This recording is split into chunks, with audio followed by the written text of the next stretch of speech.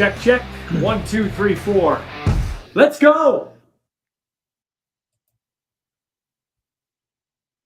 And let's go. This is Ballsy Uncut. However you're watching, wherever you're watching, thanks for making us part of your day. It's been a disaster of a day here in the old ball dungeon in my home studio. We've had some technical difficulties, and I don't have an engineer to call. It's me. I'm doing it all myself. So we'll see how this goes today. Like I said, thanks for checking us out today. I appreciate it. I see the camera's off a little bit here. The camera's off. The mic's off. What a disaster. If you're listening, none of that matters to you. But I put time and effort into the studio. Actually, I have ordered every Team CFL mini helmet. That'll be coming soon, and some other stuff. See the Getzlaff jersey over my shoulder? I got to get Chris to get Ryan to autograph that for me. My buddy Jordan got me that jersey. Love me some Chris Getzlaff. All right. The show is brought to you by Ward Tire Craft, 101 Dudney Avenue in Regina. Winter tires. Got to get them on. Going to take my daughter, her vehicle in on Friday to get them done there by Michael Barth and the gang. You go in there and tell them Ballsy sent you, and you'll get 10% off. So there you go. 10% off. Breaking tire needs. District Brewing and their Super Squeeze Seltzer, Mango Lime, and Passion Fruit Lime. Thanks to them for getting on board. They were one of the first people to sign up on the show, and we've had others signing up, pretty well. Pretty good. Pretty well. Whatever. I don't know English either today, apparently. The show is slowly picking up steam. Tell all your friends. Want to say hi to Darcy, who's watching, and I see Becky Olinger's watching as well. Her son, Cody Mapes, going to be on the show here right away. Head coach and GM of the Weyburn Red Wings. They're smoking right now. They got a couple of players back, and I think they've scored 6 or more goals in their last 4 games. Going, they started a little slow, but they're now 4-4. They're going up north, and they're doing it, I think, at the perfect time, because they're not going to like Flin Flon when it's cold and there's nothing else to do. Maybe you can hike around and tour around. Maybe I'll ask Cody that, see if they got some team building going on there. I'm going to be a part of their dinner coming up here on October 24th. I think there's just a limited amount of tickets left. Myself, Dwight McMillan, hot stove with Dwight McMillan, the legendary coach there. And of course, Jeremy Roenick is joining us, the Hockey Hall of Famer. That'll be a fun night there. Good fundraiser. First time they've ever done it for the Weyburn Red Wings, that type of fundraiser. So whatever they can make goes to the bottom line of the hockey team. And, SJHL teams are not flush with cash. So if you want to pop out and see the Hockey Hall of Famer, one of the most colorful guys to ever play in the NHL, Jeremy Roenick, you'll have a night of great stories as we'll do a Q&A. Hi to Steven Huber, who is watching the show as well. Wherever you're checking us out, thanks for making us part of your day. Okay, we start each show with the pick six sports stories that are making the rounds when I go to air with this. So if you watch this later in podcast form, it'll be outdated, I guess. But NHL, Columbus, what a great night last night. Great in the fact that they honored Johnny and his brother Matthew. Johnny, of course, a former Flame and Columbus Blue Jacket, briefly with the Blue Jackets. They were both killed by a drunk driver the night or the day before their sister's wedding. Just a horrible situation. Anyway, they dropped the puck and let 13 seconds go off the clock without a left winger for the Blue Jackets. It was a great tribute. Florida Panthers, who didn't have Matthew Tkachuk in the lineup, Johnny's really good friend and teammate with the Flames. They came with Skittles, his favorite candy before the games, and a purple Gatorade. So that was a nice gesture from the Stanley Cup champs. We had a goalie goal last night. Philip Gustafson shoots the puck down the ice as his Wild are in St. Louis to take on the Blues, and he put it in the empty net. So kudos to him. It's always still kind of cool when you see that goalie goal. Also, the NHL equals WWE when it comes to reffing. So yes, I know I'm an Oilers fan, so I look at it through blue and orange goggles. All right. But I am going to. I've watched my team sleepwalk through the first few games, but they also got their goals denied. Like the other night, I think it was Corey Perry. He's on the lip of the crease. His skates are in the blue paint slightly, but he's not interfering with the goalie, and the goal's waved off. Then last night, Zach Hyman is on the edge of the crease, not in the crease, isn't touching the goalie, and he kind of skates in front of the goalie and doesn't hit him and sets up shop in front of him outside of the crease, and they still waved it off. But earlier in the game, Michkov, who scored his first two NHL goals, his first one, there's a big carom off the boards. He bangs at it when they're on the power play. Skinner's there. He's got his pad against the post in the blue paint, because that's where the blue paint is, around the net. And he trucks his pad, like he pitchforks his pad and pushes the puck in the net. That should be goalie interference. But it's not in Gary Bettman's NHL, at least not when it goes against the Oilers. Then Sean Couturier goes in behind the net on a dump. There's a dump into the Oilers zone. Stuart Skinner comes out of the net, and Couturier drops his shoulder and runs over the Oilers goalie. Did the Oilers goalie try to get out of the way? No. But this guy trucks the Oilers goalie. Thankfully, little 5'8", 185-pound Troy Stetcher decides, and I'm not a big advocate of fighting, but if it wakes my hockey team up, great. He drops the gloves and chucks him with Couturier, who is 6'3", 230, gives away a lot of weight and size, and hung in there. And then Corey Perry, right on the next faceoff, drops it with one of the Flyers, and the Oilers wake up and come back 4-3 in overtime. But I have to say, the Oilers got away with one in overtime. McDavid's back checking on a guy, trips him up. The guy tumbles into the corner. In fact, there's a big pileup. McDavid goes back the other way, shoots on the empty net, or on the breakaway, gets stopped, but centers for Draisaitl, who scores and wins it.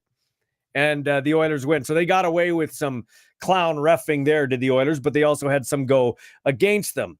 So I'm not a big advocate for fighting, but thank goodness for fighting, and thank goodness for Chris Knobloch. He showed some big balls. This show's Ballsy Uncut. We have the Our Balls Are Bigger postgame show after Rider games. He showed some big balls, the Imperial Saskatchewan guy. Good Saskatchewan boy there. You know, the old coach Woodcroft would not have benched one of his stars, but Leon Draisaitl had taken two bad penalties, and one resulted in a Flyers go-ahead goal, and he had to take a couple of shifts off on the bench. Woke him up. I like it. Way to go, Chris. So a timely benching and some fighting, and the Oilers get their first win. The Vancouver Canucks didn't look so good last night. They lost to Tampa. They're in Florida tonight, and the LA Kings are at Toronto.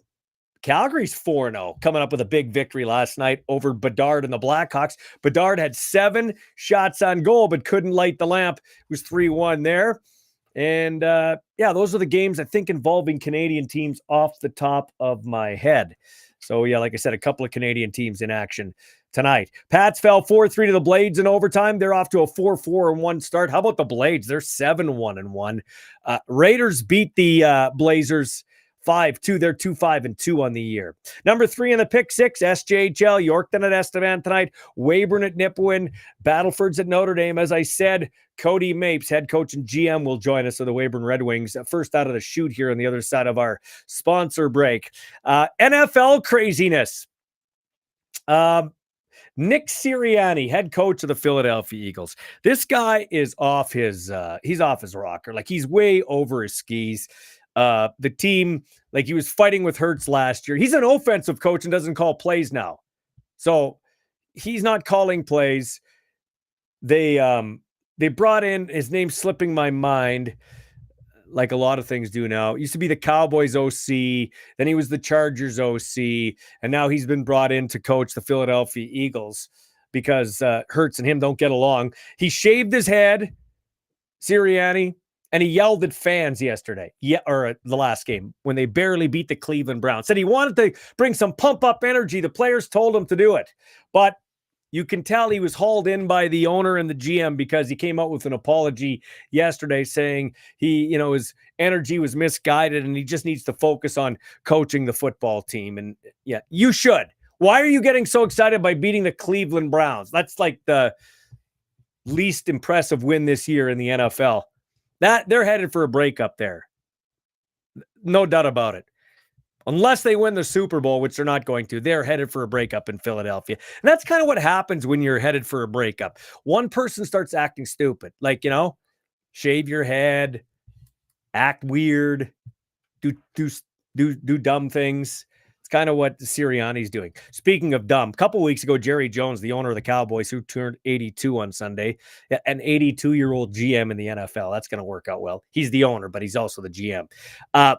Lands his helicopter at practice. Okay. And then the Cowboys have got smoked 4 times at home this year. Lost 4 games at home. They got destroyed by Detroit 47-9. And the broadcasters were trying to talk to him on a weekly radio show about what's wrong with the Cowboys. And he absolutely goes off, undresses them, and says he can find somebody else to ask questions. Never mind. That's not what you're supposed to do in your job. So he's lecturing the radio guys on how to do their job when he's not doing his job. It seems like a familiar movie to me. And Tom Brady is the lead analyst for Fox. He's the GOAT, the all-time greatest quarterback, but he's the lead analyst for Fox. And he's also now been approved as a minority owner for the Raiders. I don't know why he'd want to be a part of that grease fire, but he is. So as a lead announcer for a billion-dollar, it's multi-million-dollar TV contract, or no, it isn't. It's billions that Fox would have paid to the NFL for the rights. So he's your lead guy, and he's making big-time bucks to be your lead guy. But because he is the minority owner of the Las Vegas Raiders, here are his restrictions. He's not permitted to be in another team's facility, not permitted to witness practice, not permitted to attend broadcast production meetings, either in person or virtually, prohibited from publicly criticizing game officials and other clubs, subject to the NFL's gambling policy, and subject to the NFL's anti-tampering policy. The last two, who cares? But as a lead broadcaster, he's not allowed into another team's facility to talk to a coach. He's not permitted to witness practice. So how does he comment? I know he's the GOAT and he'd know formations by looking at them, but come on. Not permitted to attend broadcast production meetings, either in person or virtually, meaning talk to the other teams. Not prohibited from publicly criticizing game officials or other clubs. So he can't really be analytical. He can't really have any constructive criticism for other teams. Like, what? That's just lame. That's lame. Tom, you got to pick your side. Are you going to be in the media or are you going to be an owner? And if you want to be an owner, that's great. Then let Greg Olsen come in and do the job, because he did a great job with Fox. That's just NFL craziness right there. You've basically eliminated 80% of your job. I have no idea what the heck they're doing there. Major League Baseball, Dodgers and Mets series tied at 1. They will play tonight in New York, as the Mets won the last game 7-3 from behind a Vientos grand slam. Aaron Judge belted his first homer of the series last night, 6-3 Yankees over the Guardians. They're up 2-0 in the best-of-7 ALCS. Truth be told, once my Padres are done and the scrappy Tigers went out, I'm pretty well done. I will say this, though. It is kind of a miracle the Dodgers are here. I know they have a great roster, and they spent a lot of money on their roster. So, I mean, it's not a surprise they're here, but it is kind of a surprise. If you look at the pitchers that are not pitching for the Dodgers in their starting rotation, they shouldn't be here. Like, the Padres should have finished them off. Once again, another San Diego choke job, another Michael Ball team that chokes, because their starting rotation is not that great, not overwhelming. I actually think the Mets will probably win this NLCS. I'm not kidding. The Dodgers are going to have to outscore their pitching, which you wouldn't have said at the start of the year. Anyway, yeah, like talking about giving up on, like, this is the best time of year for sports. You got everything, both colleges going on, like American NCAA college football, Canadian college football, junior football, Hilltops and Thunder this weekend coming up for the PFC championship. You got the NHL fired up, the NBA about to fire up if you're a basketball fan. You've got the NFL, you got the CFL down the stretch drive. I mean, there's Major League Baseball playoffs, so many great things going on. But honestly, baseball needs to be what, about 140 games? So the playoffs are just like the World Series should be on right now. They should be wrapping up the World Series right now. We don't have a dome team left in it, and we only have one warm weather team left in the playoffs. That's the Dodgers. Could get cold weather just like that. Northeast or October, fall in Northeast United States. Good luck. Who wants to go to Cleveland in the summer, let alone in October? Not exactly tulip season in New York either. NHL needs to do the same thing. NBA, they need to go to about 60 games instead of like 81, 82 games. I mean, let's be honest. You got load management in the NBA where these guys don't want to play every day. Tell that to the dearly departed Kobe Bryant or, Magic Johnson or some of these guys. Karl Malone, load management. Anyway, or the NHL. I mean, how many guys mail it in? I mean, the Oilers mailed in their first 3 games. Draisaitl mailed in his first 2 periods. So I think it never will be because of revenue, but really, they don't really start playing when they start playing for free. Like towards the end of the regular season in the NHL and the playoffs, that's when they start playing. Same with the NBA. Your best basketball is in the playoffs. They don't give a shit for half the season. Also, on the other side, I think 18 games is too much for football. It's too much for football. The NFL's gone to 17. They're going to go to 18. We've been at 18 for the longest time.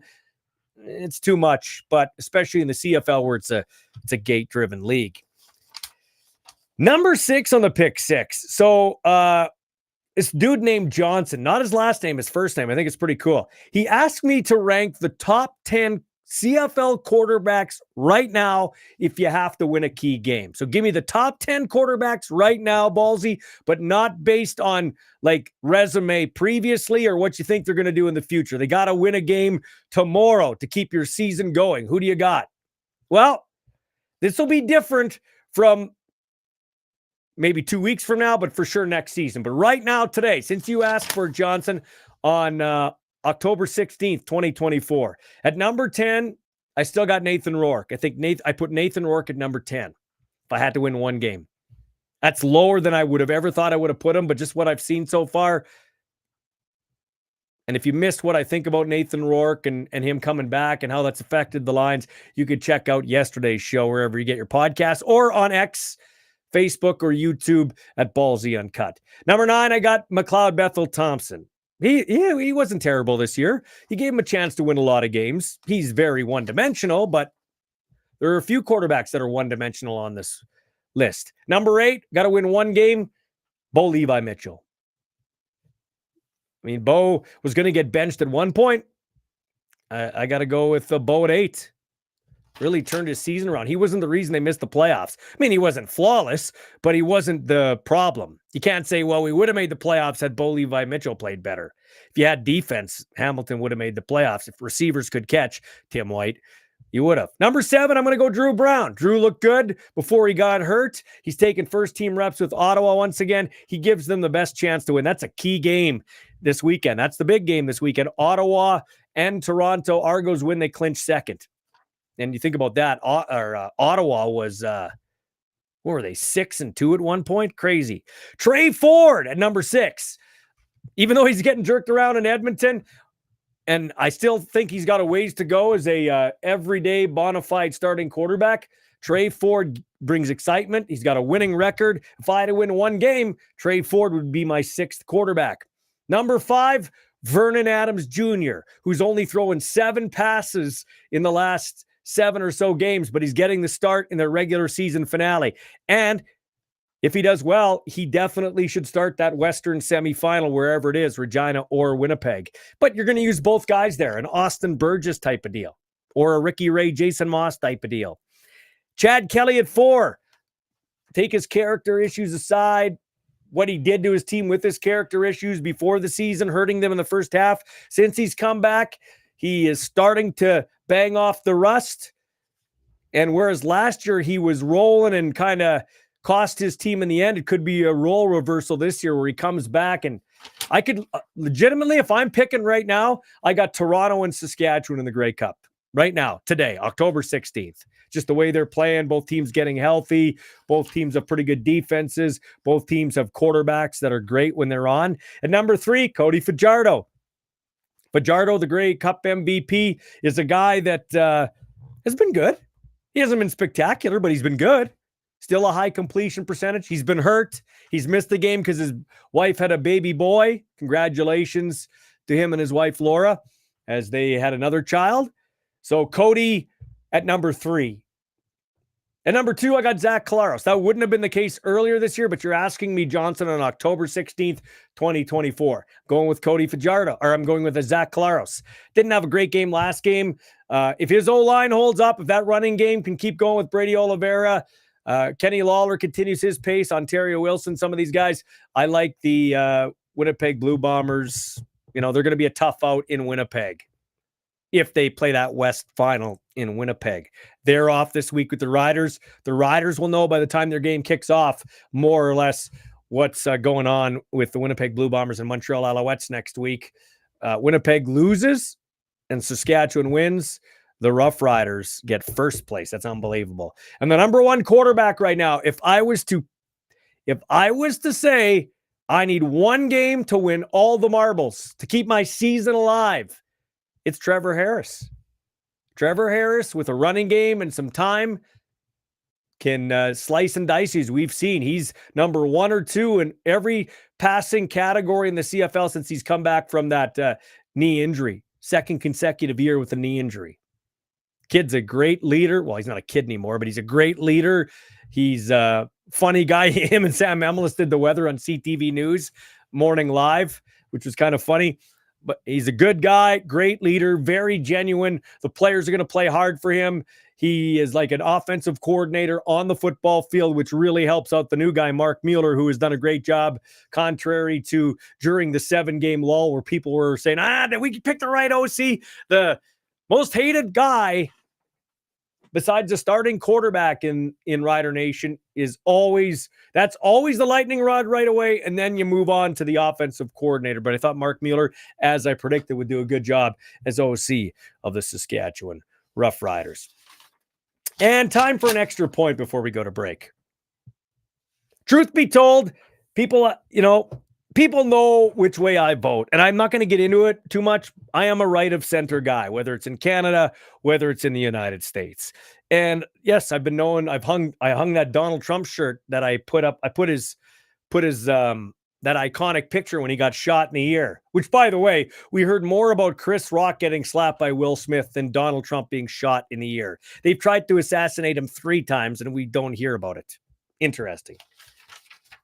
Well, you got to wonder, this way to go, the platform here. I actually thank Elon Musk. He should be the person of the decade of the last 20 years, because if we didn't have X, good or bad, I get ripped on X, lots of trolls, but if we didn't have the free speech forum X, we wouldn't be able to see half the stuff we see and know half the stuff we know. Anyway, saw this on X, actually. It was a town forum. I think it was on Fox, and Donald Trump was being asked by the town forum, mostly women, but men, different questions. And he was asked this question from a woman in the crowd. How do you plan, her words, not mine, how do you plan on addressing the transgender issue in women's sports? I have 9 grandchildren, 6 of them female, all playing sports. We're all concerned for their safety. Trump said, it's an easy question. We're not going to let it happen. I'm going to pass an executive order that doesn't let it happen. Hey, Donald Trump's arrogant. Donald Trump tries to be the center of attention by joking and kind of being a half politician, half comedian. Say what you will. But in my opinion, the world was a better place 4 years ago when Donald Trump was running the thing. There were no wars. Everything was cheaper. I like how he sticks up for his country. I wish people here would stick up, people leading our country would stick up for our country, for what Canada is. Anyway, I like that answer. It's not going to happen. That's leadership, not politics. He gets asked a question and gives a logical answer, regardless of the BS backlash he might get. Once again, he's not trashing the people that transitioned. He's not bashing anybody's sexuality. He is saying that transgender athletes should not be able to participate in women's sports. So if you're a man and you change into a woman, you shouldn't be able to play women's sports. And you don't see, unless I miss it, you don't see a woman who transitions to a man playing men's sports. I haven't seen that yet. And if you do, I wouldn't want to see that either. Physically, men are stronger. Physically, men. No, that's not a blanket. You can't say it. You can't.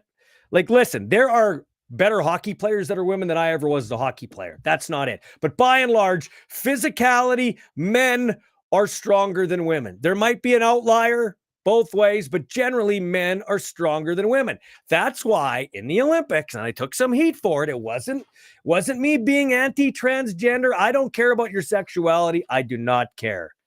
I do not care. But we fight for women's rights all these years, and then we're going to allow that to happen in the Olympics of boxing, where you have two athletes with DSD syndrome. They're born with male and female chromosomes.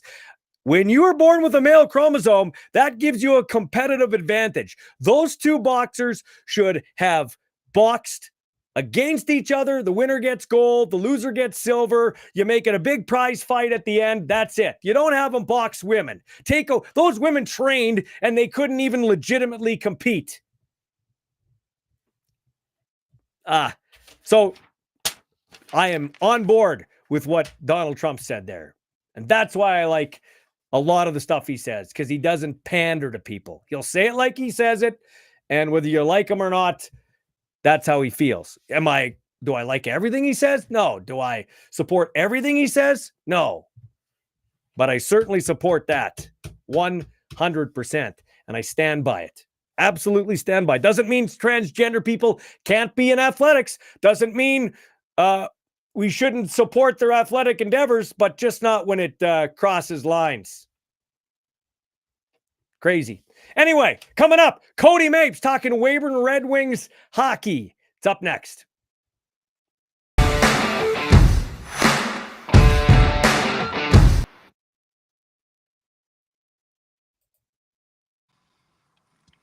Okay, truth be told, we're taping this right now because your team's on the way to Nipawin. This is Cody Mapes, head coach and GM of the Weyburn Red Wings. Okay, but wait a minute. You're supposed to be on a bus. Why are you not on a bus?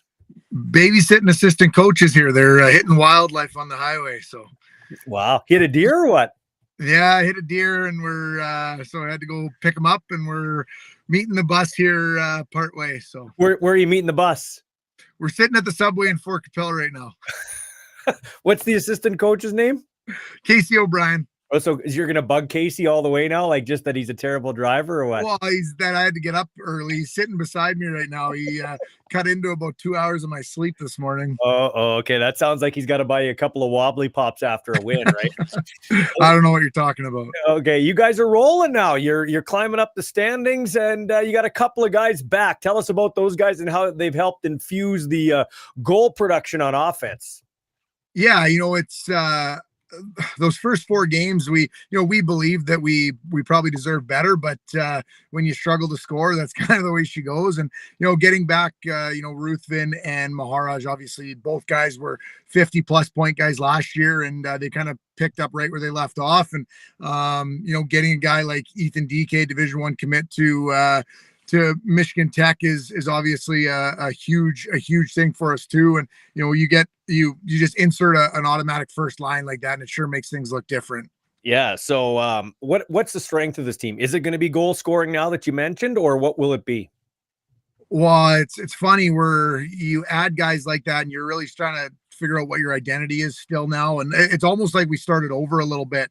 Our goaltending, I believe our goaltending is the best in the league, if not top 2 or 3. And, we're always going to lean on that. Our back end has come so far over the last 2 weeks here. And now you add this scoring, like we've kind of had to change over the last week or so here of what we thought we were, where, before we weren't really going to outscore our problems. And we found some different ways to win last week. We beat Melville 6-2, where we were pretty good defensively. Our goaltending was good. And, The power play came through, and then we beat Yorkton on Saturday, where we just flat out, kind of got in a shootout, and we ended up scoring, not including the empty netter, we scored one more than they did. And so, we're kind of finding ways to win right now, which is good. I think through this road trip here in Nipawin and Laurent, or Flin Flon, pardon me, we'll probably figure out what our identity is a little bit more over the next 4 days here.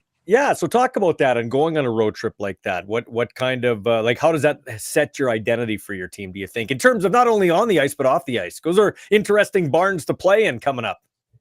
Yeah, they're difficult spots to play for sure. One thing we learned last year with some of our guys, even our first and second line guys, they were way better at home. And so now we've got to take a step here where, our best players are our best players at home and on the road. They got to drag those young guys along that, they're going to these spots for the first time. And so, it can be this can be a tough road trip on young guys. And so we want to make sure that our older guys, come to play here. And it's pretty cool. We always make a point of, getting to the Whitney Forum in Flin Flon early and let the guys walk around and kind of see it. And, and we always skate there because it's kind of a soup can, kind of built like the old Hamilton Arena in Regina. So you got some square corners and stuff. And so you kind of go in and you figure that stuff out. And, but it's always a good trip. I've never done the trip this early before. So we're going up there with no snow on the ground, which is nice. We've got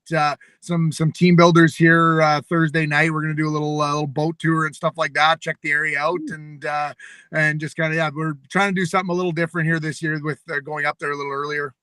So I've been to every junior rink, obviously, in Canada, but that would be in the top 5 most difficult places to play in all of junior hockey at any level, I would think. Well, that snowball starts rolling, and sometimes it's tough to stop. And so it's very important to start well there. Control your emotions, control what you control. Don't worry about the crowd or the refs or what they're doing. Just, that becomes very, very important, probably more so than most other rinks. And, they, like I said, they get that ball rolling, and sometimes it can be tough to stop. So you're 8 games in, you're 4-4. Maybe it's a little too early to get a read, but do you think it's going to be a pretty wide open, balanced division this year? Well, our division, I think, is the best it's been in my 6 years here. And just the league as a whole, like right now, nobody's really pulled away like Battleford or Flin Flon did the last couple of years. Everything looks pretty tight. And so it'll be interesting to see what happens here over the next month to see if anybody can separate or not. But I do, as for our division, I expect our division to be tight all year. 6 years, bro. Time flies. Are you a better coach or GM? I'm learning both. It's funny, you go into every year going, hey, I think I got this figured out, and then you learn very quickly that you don't, and that you're going to learn every year. And so one of the lucky things that I think I've had is I've had a few different assistant coaches over the last handful of years, and every year that you get new assistant coaches, I always try to surround myself with guys that have experience, and you always learn from those new guys that come in. And so that's been really good here. Obviously learned lots from Kevin, learned lots from Willie, and the first month or so here been learning lots from Casey as well here. So I don't know that I could actually answer that question one way or another, but the coaching side is definitely more fun. We can put it that way. Yeah. Do you like coaching tight games, or do you like coaching wide open games like the one against Yorkton? Well, which one? The one where we lost 6-1 and it was wide open, or the one where we won 6-4?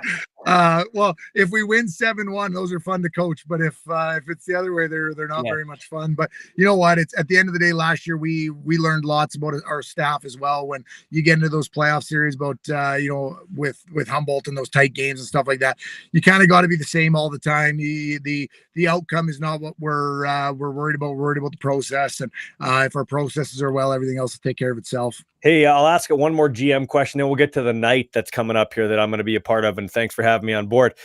So Casey is a shitty driver, but what is he good at? Well, he's a big time skills guy. So I think he was trying to be too skilled driving home from the rink and tried to swerve the deer instead of stop. But he no, he does lots of our skill stuff. And honestly, he's been around for a long time. He's been part of the league for 10 or 15 years. And so he's been a huge help with I get a little fired up sometimes. So sometimes he's my calming presence. And so that's been good. He runs lots of our skills stuff and stuff like that. He's actually owns his own skills company, Edge to Edge, out of the Melville area. And so, we've been pretty lucky to have him here. That's awesome, man. Sounds like a good guy. I'll have to meet him maybe at the dinner there. By the way, he should maybe rename a deer to Bumper or something. Yeah. Hey, I got to ask you this though. You get fired up on the ice. Do you get fired up making a trade or getting somebody to commit? Like, do you have passion that way too? Oh, the recruiting calls when you've put time into, a player and a family and stuff like that. And you finally get that call where they're coming, that's exciting for us. You kind of get to see the team get built right in front of your eyes a little bit before you ever step on the ice. And so that's always fun.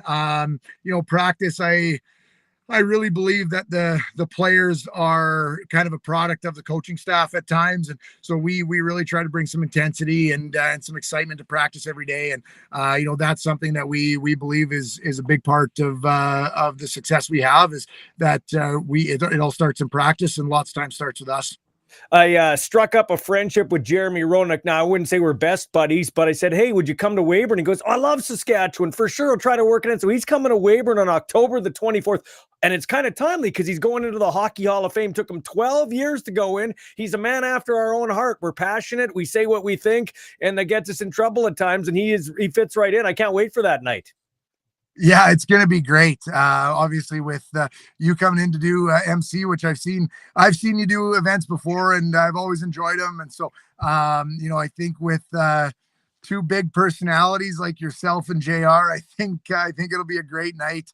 We're very excited, and it's looking like I believe it's not quite sold out. I think as of this morning, there's 2 tables left. So anybody in that Weyburn area that's looking around, it's going to be a great evening. Yeah, hit them up on their social media page. Lori's been pretty instrumental in getting that going, so that's pretty good. She's pretty pumped. I said I do it for Cody because I like him. She goes, you've been misled. Yeah. Anyway, take care. Whatever you do, don't let the guy drive the bus. Okay, like make sure you get there. Okay, thanks. Take care, boys. Good luck on your trip. Okay. Thanks, Ballsy.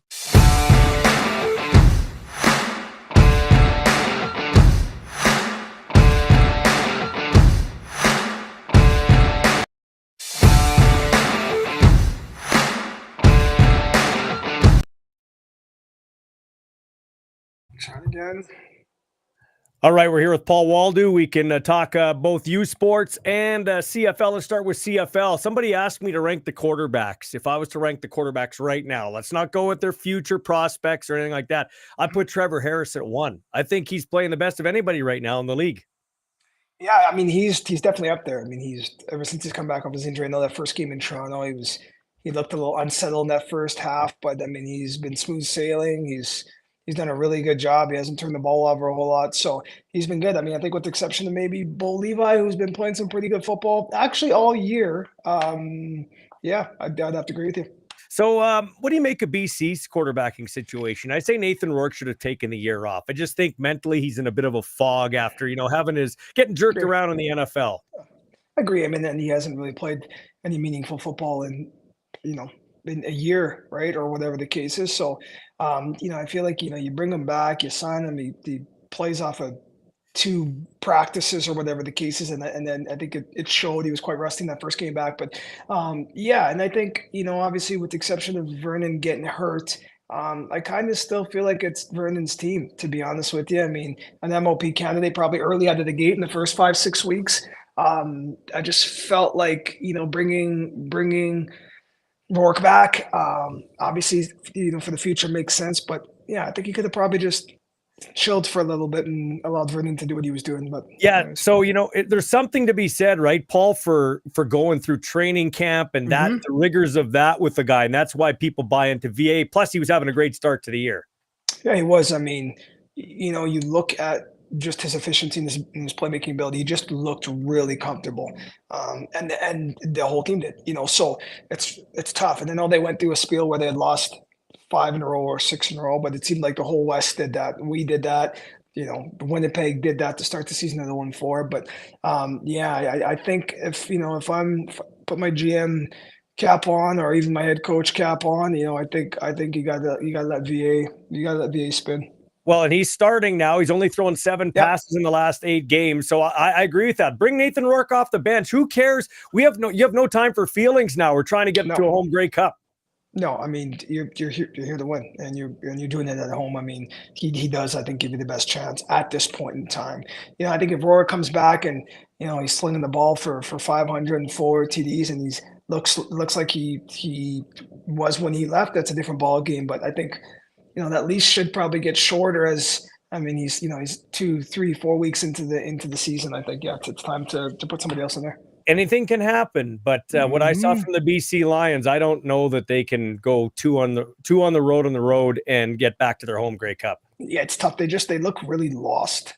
I think it was a team early in the year where, like you said, it's MOP candidate with their quarterback. Defensively, they look great, and then now you just look at them and they can't stop anybody. They can't put drives together. They're not great on special teams, and it's weird. It's a horrible time to be digressing, I guess, if you call it, right? So, it's tough. And their coach is making some interesting decisions. Like, he doesn't go for a field goal. He'll go for it 3rd and a long 2. Then they start the second half with the short kickoff. That reeks of desperation to me. Absolutely, and I think that's what it is. I mean, when you're in the hole real early, your practicality and common sense, I think, gets thrown out the window, right? And you try to, the coaches are usually the opposite, where they tell you it's one play at a time and just try not to look at it at a class level. But I feel like they were in that panic mode already with a couple of those decisions they made. Hard to pick against Montreal, and Winnipeg was looking good till they played Toronto. But if I was to, picking sports and predicting like stocks, 1 minute you got it here, the next minute it's different. I'd probably go Saskatchewan in the West and Toronto in the East. Toronto's getting healthy. Kelly's starting to find his groove. Trevor Harris is back finding his groove, and the Riders starting to get some more guys back too. Yeah, I think Toronto's really starting to descend. I mean, they've looked really polished the last few weeks here.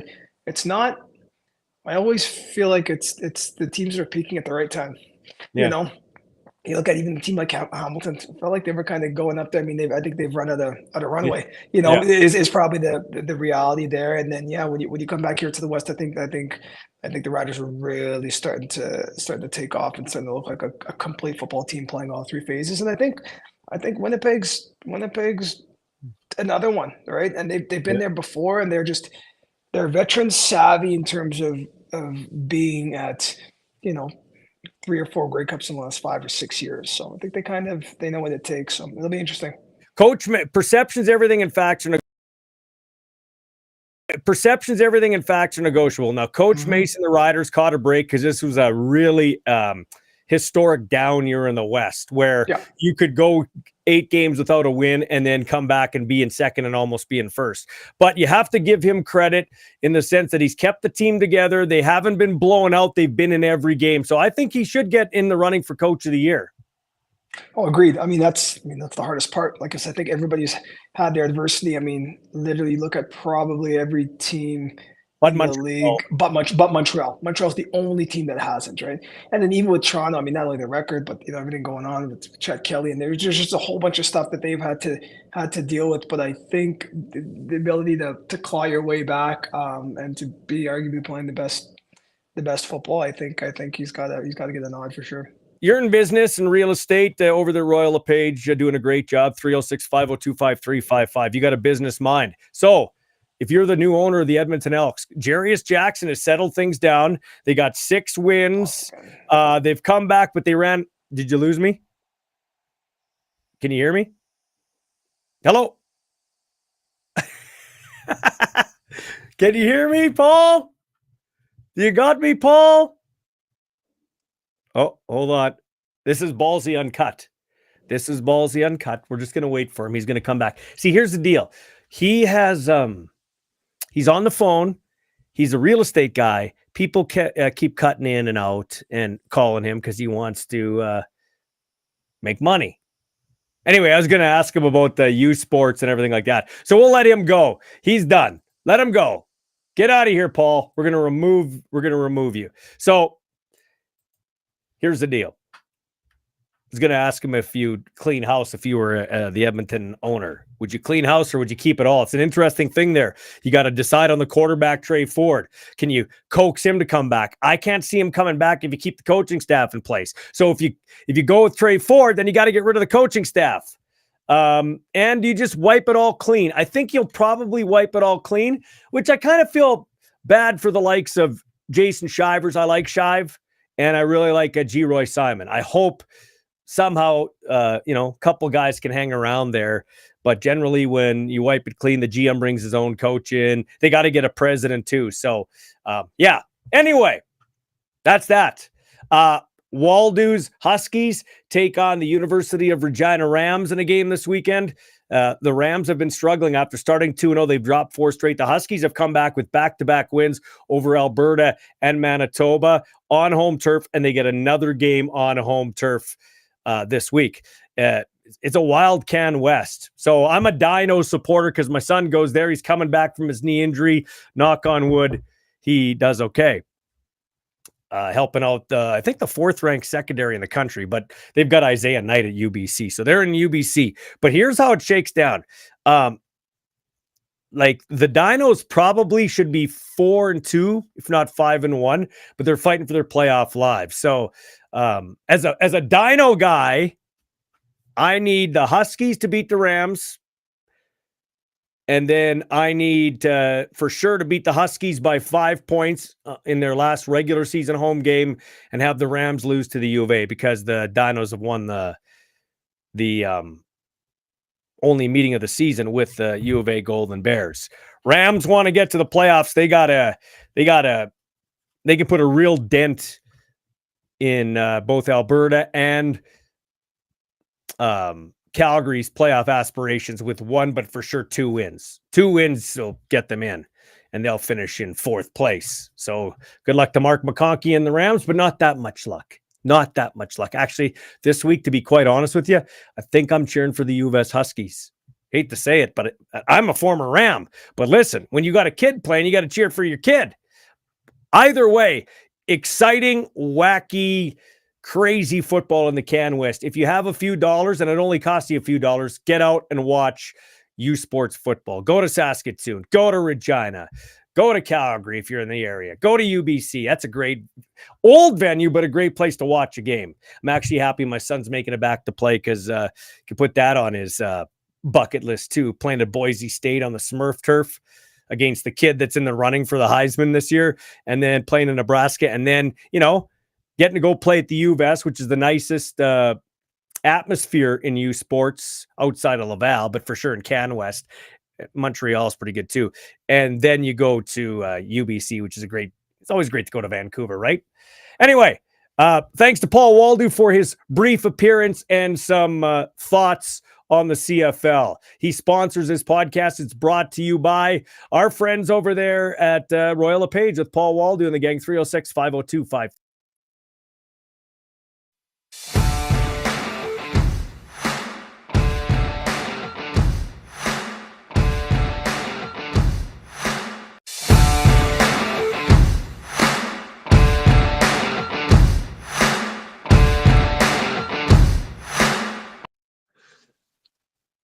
All right, man. It's been one of those days. This isn't the first technical difficulty snafu I had. I actually had Paul Woldu on earlier, and because he's such a real estate mogul, he's doing the interview on his phone, and it drops out, and then he can't get back, so I had to finish the segment. Now I call this. I haven't seen this guy in years, and apparently I won't see him for even more time because Chris Szarka is joining me, I guess, on the phone, but not video-wise because at your end, you couldn't get it going. But how you doing, bro?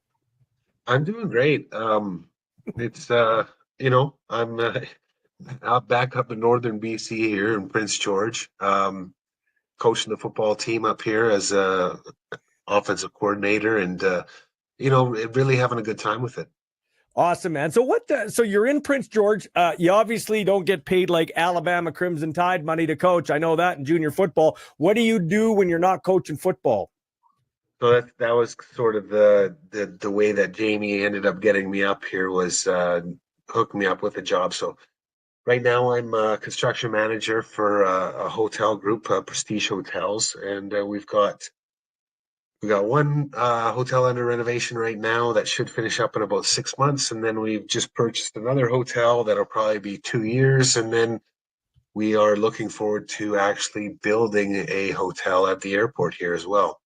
Nice. So you reference Jamie Borum, who was coaching the BCFC before, and now he's with you in Prince George. What's it like working with the former punter who had the mentality of a football player, not a punter? Well, he does. He continues to have that. You know what? He's extremely well versed in this league, so he has an understanding far beyond what I do.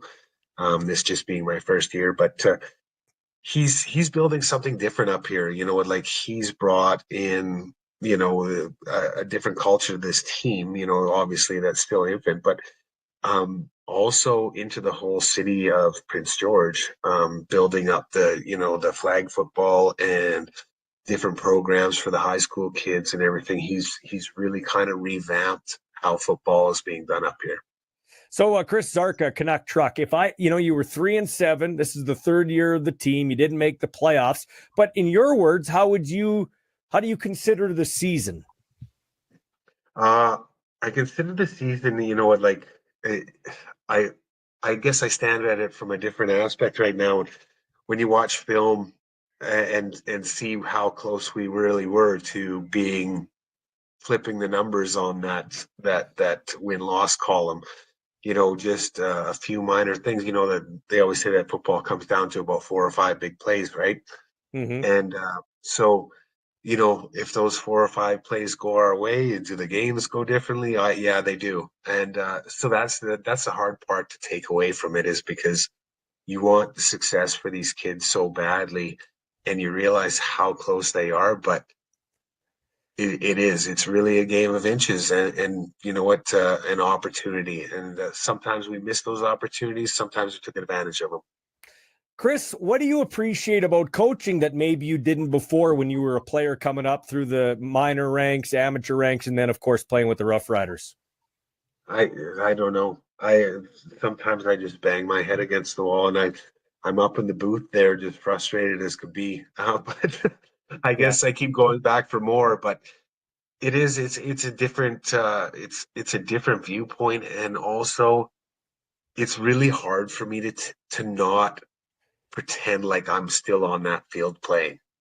So I'm not able to separate it quite yet. I watch from up top, and I'm like, yeah, we should have made that play. It just is what it is. But it's really hard to separate it and be like, well, I'm the coach and I don't play anymore.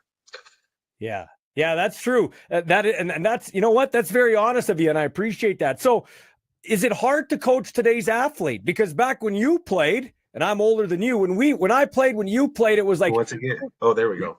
We're reconnected again. Okay, you got you. Okay, good. Okay, good. Let's stay with me for a few more minutes, big boy. Chris Szarka joining us here. I guess what I'm getting at is, how tough is it to coach today's athlete compared to when you played? Because you just did what the coach told you. Any coach I talk to now, they say you got to explain and tell the kids why you're getting them to do things.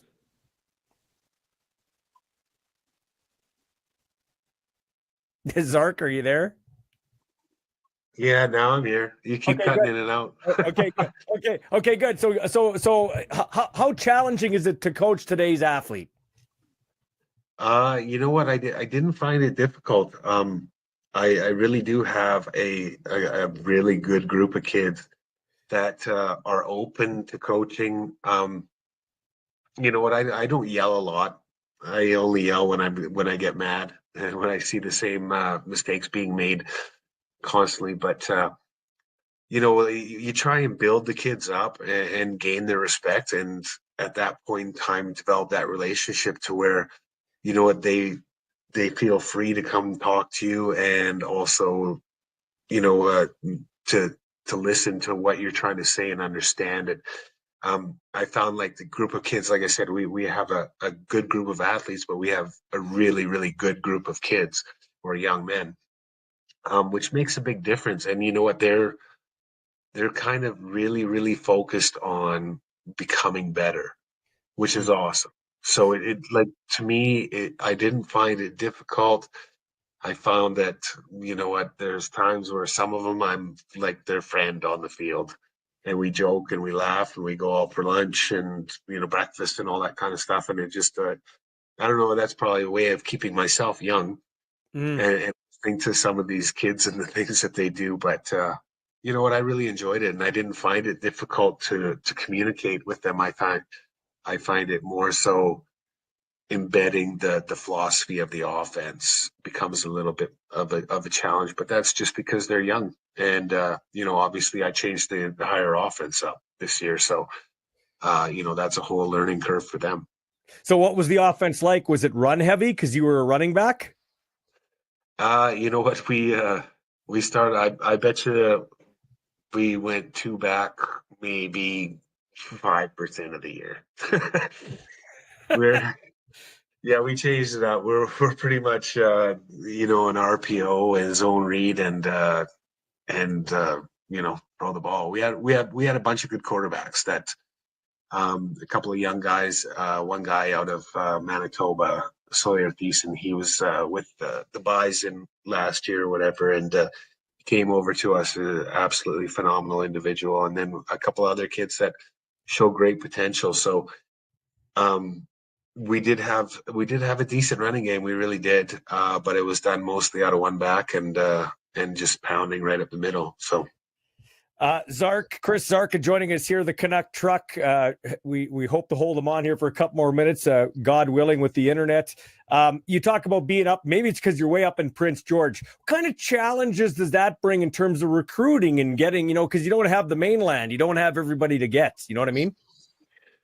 well, that's the thing, you know what, like you look at some of the teams that we go against, you know, say like an Okanagan Sun, you know, they have a decent pull from around the area. And also they pull from Alberta and Saskatchewan as well too, right? I mean, but they're a well-established organization. Whereas, you know, the lower mainland teams like Langley and Chilliwack, you know, they got a huge draw, and also they got an influx of players this past year because Simon Fraser decided to fold their team, right? So some of the challenges I find that um, we're just a young team, and you know what, we're every year we'll get a little bit better, and every year our recruiting will get better, you know what, and then you'll start to see the benefits of that. People are going to start saying, you know, out of like we have a good draw from Grand Prairie, but you know, Calgary and Edmonton, you know, once we become a little bit more successful there, it's not that far for them, so we'll be able to draw from that kind of aspect. So you know, it is what it is right now, and you got to play the game. So uh, we're just working on player development, and I know Jamie's huge into that in the off season here. He wants more guys to stick around. We're trying to put some programs together with the College of New Caledonia up here to keep kids in school and give them, you know, some trades or whatever while they're up here, and those opportunities. So I see like it can be a tremendous opportunity, and the ownership of this team is, you know, fantastic. They support everything, and they want to be a huge part of this community, which we are. I mean, like I don't think that like our stadium's packed every game, Yeah. and you know, the people up here, win, lose or draw, love it. They love coming out to the games, and so once we can you know, by next year hopefully we've got a team that's got some experience and can move forward, and we can hit the playoffs and do that kind of stuff. But this community is really behind this team. So you began your college career at SFU briefly, you know, and you touched on that. What do you think of that program closing down? I know they're trying to get it back going. Farhan, Glenn Suter, a bunch of guys. But what do you think about that? That to me, that's embarrassing, ridiculous, actually. It is, and it's probably a decision made by, you know, somebody that obviously wasn't into athletics, I guess, at all, and understand what kind of impact that would have on the Lower Mainland. It's kind of really bad, but at the same point in time, SFU's made its history of mistakes, not joining the CIS, I believe. You know what? Once when I played there, you know, all of our games were in Washington or, you know, Northern Oregon, so it wasn't these huge travel things. I mean, the last time I had heard that they were in a conference playing teams in New Mexico. You Yeah. know, like the logistics of that are absolutely ignorant. So yeah, so there, I feel like there should have been some sort of trying to amalgamate into the CIS. I think that that would have helped them out, or you know, stay small and go independent and stay, you know, within the Washington kind of area, if that worked out for them. But right now, I mean, you know, it's just such a mess right now as to what's going on over there. And I'm sure that, you know, once you lose a football team, it's really, really hard to get them back. Yeah, that's a good point.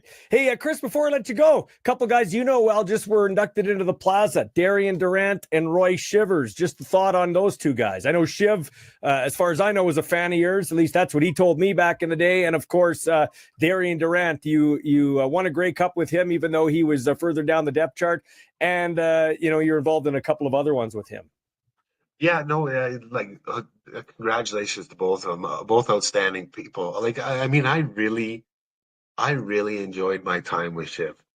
You know, he was the first person to tell you you did something wrong, but he was the first person to come and tell you you did a good job. Like and that was amazing to me. You know, like a lot of people, not a lot of people are like that. So those are the things that stick out for me. And you know, it's going down, he would just invite you into his office and you'd sit on the couch and you guys would talk back and forth or whatever. Like I really enjoyed those. And of course, Darian, I mean, like so deserving, just an outstanding athlete, an outstanding person, that headed the team and whatnot. And, you know, he was further down the depth charts when Kerry won it for us in 07 there. But, I actually ran into Kerry Joseph, just last year, went down to the Thanksgiving game, Seattle versus the 49ers down last year or whatever. And Kerry got me down on the sidelines. So pre-game, Awesome. but yeah, what an experience. And you know, he's moved on now with Chicago and you know, doing great things. I think, you know, behind he's not getting the recognition maybe that he deserves, but you know, his time will come down there. Yeah. But very proud of you know, very proud to say that I played under Roy and next to Darian. So, and let's talk about this because you won a championship in 2007. They can never take that away from you. But if you're the alpha dog that I know, I would assume the losses 09, 2010, they stay with you longer, or you think about maybe those more than the championship, or am I wrong when I say that? You know, well, the 09. I don't think that's trauma. I don't think that'll ever go away. And you know what I mean? It's very hard because that's the end of it, right? So it's hard to look back on the year leading up to that of all the amazing things that we did. And then in 2010, you know what? Like I do have a little bit more memory, you know, throughout that year and even throughout Grey Cup week to where it's not as disturbing, I guess, as you would say, as 09. But you know what I mean? It is, but that's what you play the game for. You're as an athlete, you have to ride that roller coaster and you have to be able to manage it. So, you know, those are all life experiences and whatnot. And, you know, you take from them what you do. And some of them, as we know, as trauma goes, some of them you bury deep and don't like to talk about. Yeah, sorry for bringing that up. I'm kind of happy. I can't see your face, man. Like you might have the expression you want to punch me. Lastly, I guess, how do you want your not like you're dying or anything, but how do you want your career to be remembered in Saskatchewan for, you know, Rider fans that are, I guess, watching and listening to this? You know what? That's not for me to determine, and I'm not. I really enjoyed playing there. I enjoyed my time. I enjoyed the people that I met. some are still friends to this day and, stay in touch. Those are all great things. And you know what, like, it is. I mean, there at some point you just have to put a label on it and just say, well, he was just a football player. Mm. There's more to life than just that. I mean, but I don't. However, anybody wants to remember me, that's great if they do. And Well, come on though. Come on, Zark. You got to admit though. You probably at the time got goosebumps, even though you didn't realize it, and you probably get goosebumps now if you sit in your truck while you're waiting for the next job at the site there, thinking about if you ever do. Like when they used to, I've never seen a guy get a 4-yard carry and the place just explode like Canuck truck. Come on, man. You know what? To me, I think it's changed now because it's so funny because during the week now, you know what, you spend my time when I'm not at work, doing coaching football or whatever, and Yeah. and throughout the week, you know what, you're embedded into okay, watching film and doing this and how are we going to attack this and all this stuff, Yeah. and then you go through it, and the game day is still my favorite day. Is to show up at the stadium a couple hours beforehand and to be calm and just putz around. I go grab a burger. I'm like having fun, just walking around, getting everything set up and everything that I need to do. And then, going out for warm up. I enjoy that, watching the kids do that. But then it's like when it comes time for opening kickoff, I do get goosebumps and I'm like up in the booth and I'm just like, yeah. And I look at everybody. I'm like, when the national anthem gets sung, I'm shaking. Like it's kind of that thing where I'm like, well, if I could suit up, I would. That's for sure. And even in some of the drills that we do during the week, when we do, say some, some fun drills like, Oklahoma drill, or we have one called Midnight Alley that we do. I want to get in there. I'm like, give me the ball. I'll run. But I love it, man. I love it. Hey, Zark, thanks for your time, man. This has been Where Are They Now? And I'm glad you're doing some great things in Prince George on and off the field. Continued success. And next time, let's try to do this face-to-face so we can see each other, okay? yeah, well, I'll learn a little bit more here as I have to use a computer more and more. Thanks, bro. Take care. Yeah, you bet. Take care. All right. Thanks to Chris Szarka. Appreciate it. Yeah, I'm gonna get out of here pretty fast because it's been an adventure. Not every day are you going to hit a home run. I think we knocked out a couple of solid singles today, if I can be truthful. Wasn't my best show. Wasn't the worst one. It'd be close to the worst one, though, for technical difficulties. But we always have great guests, and we'll have a jam-packed show on Friday for you, okay? Like a lot of guests. We're going to try to, I think I'm going to get 4, maybe 5 in on Friday. Yeah. Computer will be smoking. Might break the whole thing. Might break the internet on Friday, okay? That's going to do it for the show. Thanks to Ward Tire Craft. Thanks to District Brewing. Thanks to AGT Foods Canada. Thanks to Paul Woldu at Royal LePage. Thanks to Gerhardt Studios, Nicole and Dean. Thanks to the boys next door, Window Cleaning, for all getting on board and supporting Ballsy Uncut, which is Monday, Wednesday, and Friday, normally 4 o'clock live. Central Standard Time, Saskatchewan time, available wherever you get your podcasts later. Hopefully I got the technical issues sorted out next time, but it's been a pleasure. It's been my pleasure to bring you this show. Hopefully, despite the technical snafus, the minor ones we did have, you can stomach it and you'll be back again and maybe bring a few friends. Thanks for your time. We'll talk to you soon.